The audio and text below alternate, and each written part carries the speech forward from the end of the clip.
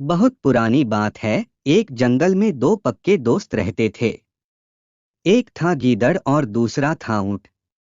गीदड़ काफी चालाक था और ऊंट सीधा सा। ये दोनों दोस्त घंटों नदी के पास बैठकर अपना सुख दुख बांटते थे। दिन गुजरते गए और उनकी दोस्ती गहरी होती गई। एक दिन किसी ने गीदड़ को बताया कि पास के खेत में पके हुए तरबूज हैं। यह सुनते ही गीदड़ का मन ललचा गया, लेकिन वो खेत नदी पार था। अब नदी को पार करके खेत तक पहुंचना उसके लिए मुश्किल था।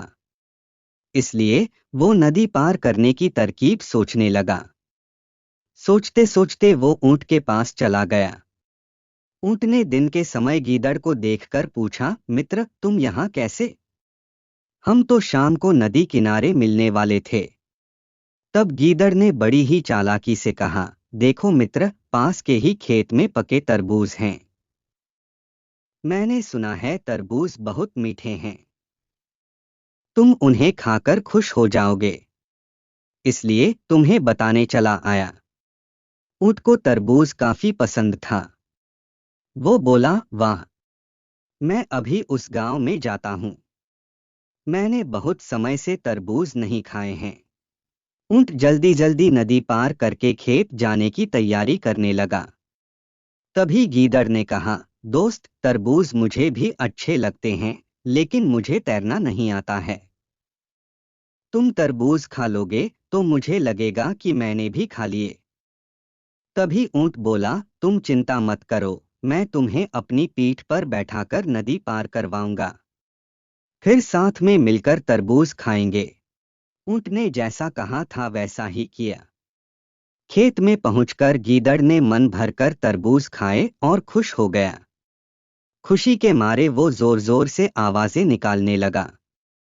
तभी ऊंट ने कहा, तुम शोर मत मचाओ, लेकिन वो माना नहीं। गीदड़ की आवाज सुनकर किसान डंडे लेकर खेत के पास आ गए। गीदड़ चालाक था, इसलिए जल्दी से पेड़ों के पीछे छुप गया। ऊंट का शरीर बड़ा था, इसलिए वो छुप नहीं पाया। किसानों ने गुस्से के मारे उसे बहुत मारा। किसी तरह अपनी जान बचाते हुए ऊंट खेत के बाहर निकला। तभी पेड़ के पीछे छुपा गीदड़ बाहर आ गया। गीदड़ को देखकर ऊंट ने गुस्से में पूछा, तुम क्यों इस तरह चिल्ला रहे थे? गीदड़ ने कहा कि मुझे खाने के बाद चिल्लाने की आदत है, तभी मेरा खाना पचता है। इस जवाब को सुनकर ऊंट को और गुस्सा आ गया। फिर भी वो चुपचाप नदी की ओर बढ़ने लगा।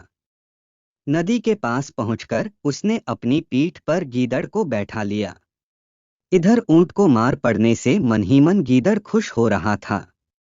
उधर नदी के बीच में पहुंचकर ऊंट ने नदी में डुबकी लगानी शुरू कर दी। गीदड़ डर गया और बोलने लगा, यह क्या कर रहे हो? गुस्से में ऊंट ने कहा, मुझे कुछ खाने के बाद उसे हजम करने के लिए नदी में डुबकी मारनी पड़ती है। गीदड़ को समझ आ गया कि ऊंट उसके किए का बदला ले रहा है। बहुत मुश्किल से गीदड़ पानी से अपनी जान बचाकर नदी किनारे पहुंचा। उस दिन के बाद से गीदड़ ने कभी भी ऊंट को परेशान करने की हिम्मत नहीं की। इस कहानी से हमें यह सीख मिलती है कि चालाकी नहीं करनी चाहिए, अपनी करनी खुद पर भारी पड़ जाती है। जो जैसा करता है उसे वैसा ही भरना होता है।